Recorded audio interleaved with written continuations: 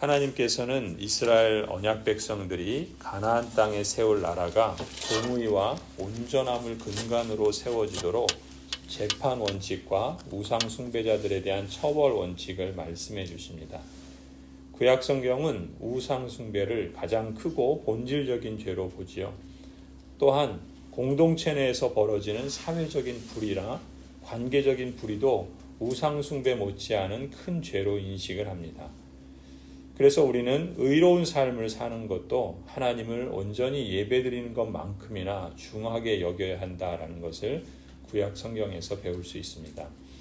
이스라엘은 모든 재판의 주관자이시며 공의로우신 하나님이 택하신 언약 백성으로 구성된 사회입니다. 그러므로 가나안 땅에 들어간 언약 백성들은 모든 성읍마다 재판관과 지도자를 세워서 모든 문제를 공의롭게 처리해야 한다라고 말씀을 하십니다. 18절이죠. 당신들은 주 당신들의 하나님이 각 지파에게 주시는 모든 성읍에 재판관과 지도자를 두어 백성에게 공정한 재판을 하도록 하십시오. 당신들은 재판에서 공정성을 잃어서도 안 되고 사람의 얼굴을 보아주어서도 안 되며 재판관이 뇌물을 받아서도 안 됩니다. 뇌물은 지혜 있는 사람의 눈을 어둡게 하고 죄 없는 사람을 죄인으로 만듭니다. 당신들은 오직 정의만을 따라야 합니다. 그래야만 당신들이 살고 주 당신들의 하나님이 당신들에게 주신 땅을 당신들이 차지할 것입니다. 이러한 하나님의 공의의 그 원리는 오늘날 하나님께서 7위회를 통해서 합당한 권징을 시행하도록 그 원리적으로 우리에게 계승되고 있습니다. 가령 교회에는 당회가 있어서 당회는 성도들의 그러한 신앙적인 덕목과 그러한 덕을 세우는 일을 힘쓰죠.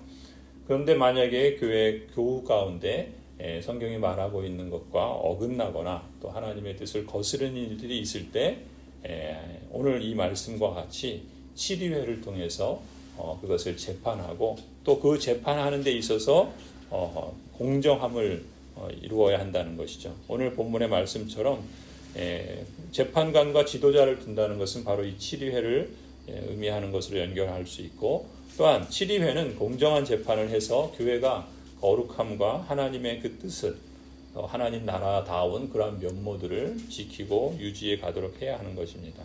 그런데 그 7위회가 공정성을 잃어서는 안 돼요. 가령 친한 사람이라고 봐줘서도 안 되고 또 재판관이 뇌물을 받아서도 안 될 것입니다. 왜냐하면 지혜 있는 사람의 눈을 어둡게 하고 죄 없는 사람을 죄인으로 만들 수도 있기 때문에 그렇죠. 그래서 오직 정의만을 따라야 한다. 정의는 무엇입니까? 그 성경에서 말하는 의의는 관계 속에서 책임을 다하는 것이라 했죠. 하나님께서 말씀하신 그 말씀의 원리를 따라서 재판을 해야 한다는 것입니다. 그래야 산다는 거예요. 그래야 공동체가 불순하고 또 오염된 것들로 더러워지지 않고 거룩하고 하나님 나라의 그 축소판과 같은 그런 아름다운 모습들, 하나님 기뻐하시는 모습들을 이루어간다는 것이죠.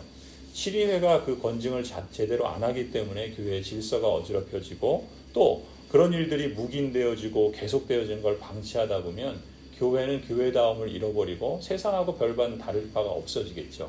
그렇다면 하나님께서 그것을 역겨워하시는 거예요. 그래서 오늘 본문에서 보시는 것처럼 뿌리를 뽑으라고 말씀하시는 것은 한 개인을 징계하고 벌 주는 것이 목적이 아니라 한 사람의 범죄한 사람을 바로 세우기 위함이고 그래서 권징이죠. 그리고 그 공동체를 온전하고 하나님 나라에 증거하는 공동체다운 면모를 유지하도록 하시기 위한 하나님의 선하신 뜻이라고 말할 수 있어요.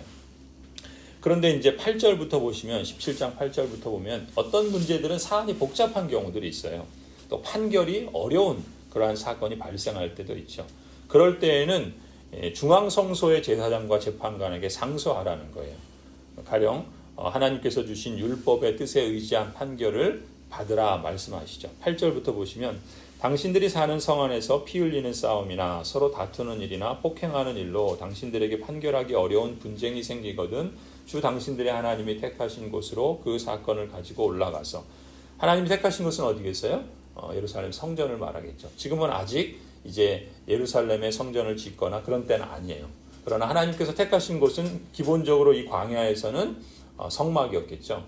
그런데 그것이 이제 약속의 땅 가나안에 들어가서는 길갈에서, 그리고 나중에는 예루살렘에 이제 성막을 짓고 또 성전을 건축하면서 그걸 중앙 성소라고 그래요. 그곳에서 그 사건을 가지고 올라가죠. 우리가 어제 보았던 것처럼 제사장들이 우림과 둠림을 통해서 하나님의 뜻을 묻고 또 그 뜻을 따라서 집행하는 것도 그러한 방식이라고 말할 수 있는데, 9절 보시면 그렇게 말해요. 제사장인 레위 사람과 그때의 직무를 맡고 있는 재판관에게 가서 재판을 요청하면 그들이 당신들에게 그것에 대한 판결을 내려줄 것입니다. 각 도시와 성읍에 이 직분자들을 세워서 거기서 7위회에서 그것을 이제 재판하게 하고 권징을 시행하라는 거예요. 그런데 좀 더 복잡한 문제, 좀 더 어려운 사건에 대해서는 상급 법원으로 말하자면 상소를 하라는 것이죠. 오늘날에도 이러한 원리를 따라 장로교회에서는 각 교회마다 당회가 있죠. 그리고 노회가 있어요. 노회도 역시 7회고, 그리고 또 총회가 있습니다. 그래서 그러한 사안들을 이 7회를 통해서 교회를 건강하고 또 하나님의 뜻에 맞도록 다스리도록 하나님께서 말씀하시는 거죠. 10절도 보시면은 당신들은 주님께서 택하신 곳에서 그들이 당신들에게 내려준 판결에 복종해야 하고 당신들에게 일러준 대로 지켜야 합니다. 그것이 그들이 당신들에게 내리는 지시와 판결은 그대로 받아들여서 지켜야 합니다. 그들이 당신들에게 내려준 판결을 어겨서 좌로나 우로나 벗어나면 안 됩니다. 주 당신들의 하나님을 섬기는 제사장이나 재판관의 말을 듣지 않고 거역하는 사람이 있으면 죽여야 합니다. 그렇게 하여서 이스라엘에서 그런 악한 일은 뿌리를 뽑아야 합니다. 그러면 온 이스라엘 백성이 듣고 두려워하며 다시는 아무도 재판 결과를 하찮게 여기지 않을 것입니다. 이 권징이 그래서 바르게 시행되는 교회를 우리가 종교개혁 전통에서 뭐라고 그러니까 참된 교회의 표지라고 그래요. 말씀이 바르게 선포되고 성례를 바르게 시행하며, 그리고 세 번째 권징을 바르게 시행하는 교회가 참된 교회의 표지예요. 참된 교회라는 걸 이 세 가지로 알 수 있다는 거예요. 그러니까 그런 교회를 택하고 그런 교회에서 신앙생활하는 것이 유익한 거죠. 지금 말씀하시는 것처럼 약속의 땅에 들어가서 그 땅을 차지하고 하나님의 복을 누리며 사는 길이기 때문에 그렇다는 거예요. 여러분은 대한민국의 시민으로 대한민국의 법을 따르죠. 동시에 다른 한편으로 여러분은 하나님 나라의 시민으로 하나님 나라의 법을 따라야 한다는 것입니다. 하나님 나라의 법은 무엇이겠어요? 그것은 곧 말씀의 법이죠. 그것을 우리가 개인적으로 적용할 때는 그런 점에서 나는 하나님의 말씀의 법을 잘 따르고 있는가, 중요한 선택과 결정을 할 때 말씀을 나의 삶의 기준으로 삼고 내가 나가는 길의 길표로 삼고 있는가라는 것을 늘 우리가 스스로 점검할 필요가 있겠죠. 그리고 하나님께 기도하는 겁니다. 하나님, 저의 선택과 제 판단의 기준이 제 생각이나 제 주관에 따른 것이 아니라 하나님의 말씀이 표준이 되어서 그 말씀을 따라서 선택하고 행동할 수 있게 해주십시오. 그러려면 어떻게 해야 돼요? 하나님의 말씀을 배워야 돼요. 하나님의 말씀을 알아야 되고 그 말씀에 따라서 우리의 삶을 이렇게 조정해 나가는 것을 회개라고 해요. 그것이 생명의 길이고 우리를 온전하게 하는 것이죠. 그냥 내가 알고 있는 상식, 또 세상 사람들이 하는 방식, 또 그냥 우리가 교회 생활하면서 그냥 익숙해져 있는 어떤 행습을 따라서 행하는 것이 결코 하나님의 뜻을 따르는 것이라고 볼 수는 없어요. 항상 이 하나님의 말씀에서 그것을 표준으로 삼고 또 그 말씀을 따라서 살아가고자 하는 것이 하나님의 백성다운 면모라고 할 수 있겠죠. 또 계속해서 보시면은 살아가다 보면은 이제 함께 살다 보면은 문제와 갈등이 생기게 되겠죠. 하나님의 언약 백성의 공동체라고 문제가 없는 게 아니에요. 갈등이 없는 게 아니죠. 왜냐하면 모두가 다 죄인이기 때문에 그렇습니다. 그런데 그 문제와 갈등 때문에 어려운 경우들이 있을 수 있어요. 때로는 그 문제가 해결되지 않아서, 또한 공의가 굽어져서 정의롭지 못한 사회이기 때문에, 그 공동체이기 때문에 그래서 힘들 때도 있습니다. 그래서 하나님께서 말씀하시는 거예요. 당신들은 오직 정의만을 따라야 합니다. 그래야만 당신들이 살고 주 당신들의 하나님이 당신들에게 주신 땅을 당신들이 차지할 것입니다. 한마디로 지금 이 신명기 16장 또 17장은 하나님의 통치를 따르는 삶이 하나님 나라의 백성다운 증표라는 것이죠. 하나님 앞에서 살아가는 그리스도인이 평생 추구해야 할 삶의 부르심과 원리는 하나님의 통치를 따르는 삶이에요. 그러면 사는 것이죠. 그것이 확대될수록 우리의 삶의 평안이 확대될 것이고, 그것이 굽어질수록 우리의 삶에도 괴로움과 고통이 찾아오게 될 것입니다. 그런 점에서 하나님께서 이것을 우리에게 말씀하시는 것이죠. 또 오늘 본문에서는 또 다른 중요한 그 삶의 원리라고 할 수 있는 이 우상 숭배에 대해서 말하고 있죠. 16장 21절부터 17장 1절까지를 보시면 이스라엘 언약 백성들은 약속의 땅 가나안에 들어갔을 때 이미 그 땅에 살고 있는 사람들의 문화, 그들이 갖고 있는 종교적 행습, 그리고 그들이 섬기고 있는 우상들을 따르거나 본받거나 또 함께하거나 만들거나 그렇게 예배하지 말라라고 거듭거듭 말씀하세요. 16장 21절입니다. 당신들이 만든 주 당신들의 하나님의 제단 옆에 어떤 나무라도 아세라 목상을 만들어 세워서는 안 됩니다. 그리고 주 당신들의 하나님이 미워하시는 석상을 만들어 세워서도 안 됩니다. 당신들은 흠이 있거나 악질이 있는 소나 양을 주 당신들의 하나님께 제물로 바쳐서는 안 됩니다. 그런 것은 주 당신들의 하나님이 역겨워하시는 것입니다. 이 우상을 만들어 섬긴다는 것은 달리 말하면 하나님을 모독하는 거예요. 하나님 앞에 만홀히 행하는 것이죠. 하나님의 사랑과 은혜를 배반하는 것입니다. 그래서 하나님께서 이런 일들에 대해서는 최고형을 사형을 돌로 쳐 죽여라 이렇게 말씀하시는 것이죠. 그만큼 그 사안이 크다라는 거예요. 그러니까 우상 숭배의 문제는 그렇게 가벼운 문제가 아닙니다. 가령 오늘날도 이러한 다른 종교 또 다른 신앙, 뭐 정령신앙이든 샤머니즘이든 유교든 불교든 뭐 다른 뭐 이슬람이든 다른 그 종교를 따르는 것도 하나님께서 기뻐하시지 않겠지만 이 세속화가 어떻게 보면은 우리 오늘날 현대 그리스도인들에게 더 큰 우상 숭배일 수 있어요. 하나님보다 다른 걸 겸하여 섬기는 거죠. 그것이 그만큼 큰 사안이다라는 거예요. 당시에 하나님께서 사형으로 다스리라라고 하신 것만큼 큰 사안이라는 거예요. 그런 점에서 이단은 여지를 둬면 안 됩니다.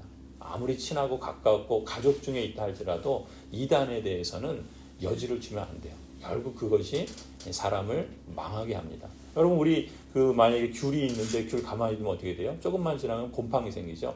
그 곰팡이를 먹는 사람은 없어요. 그래도 괜찮겠지. 그랬다가는 다 죽죠. 결국 그런 거예요. 그래서 그 누룩을 제거하라는 것, 유월절을 지키면서 그렇게 하라는 것은 말하자면 영적으로 볼 때는 그 세상의 누룩과 같은 그 곰팡이와 같은 것을 결코 용납하지 말라라는 거예요. 그것이 사는 길이기 때문에 그래요. 그냥 해도 돼도 뭐 되겠지, 뭐 이 정도 가지고 뭘 그래, 이렇게 여겨질 사안들이 아니라는 것이죠. 그래서 17장 2절부터 보세요. 이렇게 길게 말씀합니다. 주 당신들의 하나님이 당신들에게 주시는 성읍 안에서나 당신들 가운데서 남자든지 여자든지 주 당신들의 하나님의 눈에 거슬리는 악한 일을 하여 그의 언약을 깨뜨리고 다른 신들을 찾아가서 섬기며 내가 명하지 않은 해나 달이나 하늘의 모든 천체에 엎드려 절하는 사람이 생길 것입니다. 언약 백성 가운데 이런 사람이 생긴다는 거예요. 4절 이런 일이 당신들에게 보고되어 당신들이 알게 되거든 당신들은 이것을 잘 조사해 보아야 합니다. 그러니까 7위회가 하는 일이 이거예요. 잘 조사를 해보는 거죠. 그래서 이스라엘 안에서 이런 역겨운 일을 한 것이 사실로 드러나면 당신들은 남자이든 여자이든 이런 악한 일을 한 사람을 당신들 성문 바깥으로 끌어내어 돌로 쳐서 죽여야 합니다. 그런데 사람을 죽일 때는 한 사람의 증언만으로는 죽일 수 없으며 두세 사람의 증언이 있어야 합니다. 왜 그렇습니까? 잘못 판단하고 잘못 실수할 수 있거든요. 그런데 사람을 죽이는 문제를 이렇게 경솔하게 해서는 안 되겠죠. 꼭 그래서 두세 사람의 증인이 있어야 한다는 것은 한 사람의 증언, 또 한쪽의 말만 듣고 어떤 일을 판단하고 결정하다 보면 늘 실수하게 되고 구부러질 수가 있는 거예요. 그래서 두세 사람의 증언이 있어야 한다라는 것도 그 말씀이죠. 7절 죽일 때에는 증인이 맨 먼저 돌로 쳐야 하고 그 다음에 모든 백성이 뒤따라서 돌로 쳐야 합니다. 그렇게 하여 이런 악한 일을 당신들 가운데서 뿌리를 뽑아야 합니다. 지금 증인이 먼저 돌을 치는 이유가 뭐겠습니까? 증인도 거짓 증언할 수가 있거든요. 10계명에도 있잖아요. 이웃을 향하여 거짓 증언을. 그러니까 언약 백성도 그럴 수 있어요. 그랬을 때 제일 먼저 돌로 친다는 건 뭐예요? 자신도 그렇게 돌로 쳐 죽임을 당할 수 있다는 것이죠. 왜 그렇습니까? 이게 사람의 일이 아니라 하나님 앞에서 하나님이 보시는 일인데 거짓 증언한 것으로 자기가 온전할 수 있겠어요? 그 다음에 백성들이 뒤따라 돌로 치는 것은 무엇입니까? 이것이 그 한 사람의 개인의 문제가 아니라 공동체 전체의 문제라는 것이죠. 그것이 함께 책임을 지는 것이죠. 그래서 하나님의 그 백성 가운데 역겨운 일이 그 안에 자리 잡지 못하도록 거룩함을 유지하고 백성다운 면모를 지켜나가는 것이 중요하다는 거예요. 그래서 이 악한 일을 뿌리를 뽑아야 된다는 거예요. 우리가 그 잡초를 제거할 때 위에만 잘라버리면 어떻게 됩니까? 금방 나버리죠. 그 뿌리를 뽑아야지 그것이 가능한 것처럼 그런 사회를 하나님께서 만들어 가시는 거죠. 오늘 본문에서 우리는 하나님이 두 가지를 크게 중요하게 여기시는 걸 볼 수 있어요. 정의로운 공정성, 그 다음에 우상 숭배에 대한 엄밀성. 사실 이것이 하나님 나라, 하나님께서 통치하시는 그 나라의 핵심 원리입니다. 그래서 샬롬은 뭡니까? 정의로운, 정의가 기초가 돼서 조화로운 관계 속에서 기쁨을 누리는 것이 샬롬이라고 말할 수 있어요. 그런 점에서 하나님께서 통치하시는 나라와 그 나라에서의 삶은 공의와 온전함이 충만한 사회입니다.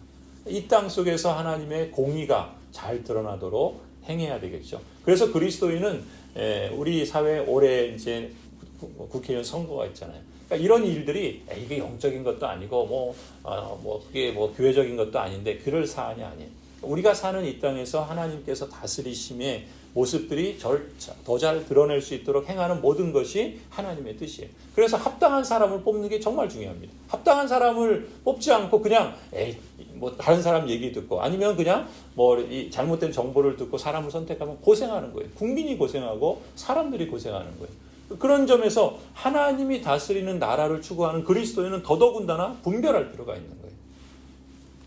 그냥 기독교인이라고 그냥 찍어주고 또 내가 그냥 그 종교적인 어떤 그런 색깔이나 아니면 정치적인 입장을 그냥 생각해서 그냥 무조건 그냥 어떤 사람을 뽑아주는 것은 바람직한 태도가 아니에요. 공의로운 사람인지 정의로운 사람인지 그걸 어떻게 알 수 있습니까? 적어도 그 사람이 과거의 행적과 삶과 그의 말과 행한 일들을 보면 어느 정도 알 수 있어요. 물론 완벽하게 우리가 판단할 수는 없지만 가능한 한 그런 나라들을 이루어가기 위해서 힘쓰는 것이 이 성도의 바른 모습이기도 한다는 것이죠.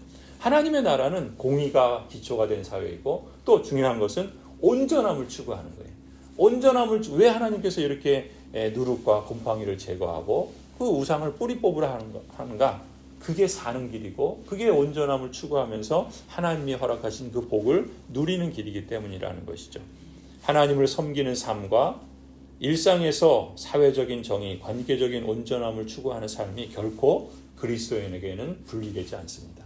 이 땅에서 예수님 말씀하신 것처럼 하나님의 나라가 이루어지기를 우리는 기도해야 되고 우리 자신이 그것을 힘써야 합니다. 그러나 이 땅에서 하나님의 나라가 완성되지는 않아요. 예수 그리스도의 재림으로 그 나라가 오셔야만 완성이 됩니다. 그것을 우리가 소망하면서 또한 우리의 삶의 역할과 또 그리스도인됨을 잘 드러내며 하나님의 그 주신 분복이 이 땅에서 우리의 삶 속에서도 더 확대되고 함께 그러한 사회와 또 공동체를 이루어갈 수 있기를 간절히 소원합니다.